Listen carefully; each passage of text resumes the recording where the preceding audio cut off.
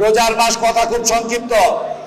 আমরা মনে করি এবার জনগণের নিরঙ্কুশ ভোটের মধ্য দিয়ে বাংলাদেশ জাতীয়তাবাদী দল রাষ্ট্র ক্ষমতায় অধিষ্ঠিত হয়ে রাষ্ট্র পরিচালনায় অত্যন্ত নিপুণতা স্বাক্ষর রেখে চলেছে এবং ঢাকার দক্ষিণের প্রশাসক হিসেবে যাকে তিনি নিয়োগ দিয়েছেন, আমি মনে করি এতে ঢাকা দক্ষিণের মানুষ আশ্বস্ত হয়েছে।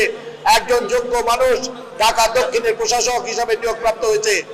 আমরা মনে করি জনাব আব্দুল সালামের নেতৃত্বে আমরা ঢাকাবাসী আমাদের সমস্ত নাগরিক অধিকারগুলি ফিরে পাবো এবং আগামী দিনে মেয়র নির্বাচনে আমরা আশা করি জনাব আব্দুল সালামের নেতৃত্বে সারা ঢাকা শহরে বসবাসরত সমস্ত মুক্তিযোদ্ধা সহ বিএনপির সমস্ত নেতাকর্মীরা ঐক্যবদ্ধভাবে জনাব আব্দুল সালামকে মেয়র নির্বাচিত করে জনগণকে সেবা করার সুযোগ করে দিবেন, এই আশাবাদ ব্যক্ত করে আজকের এই ইফতার মাহফিলে আমাদেরকে দাওয়াত দেওয়ার কারণে ঢাকা সিটি কর্পোরেশন দক্ষিণের প্রতি কৃতজ্ঞতা জানিয়ে আমার বক্তব্য শেষ করছি।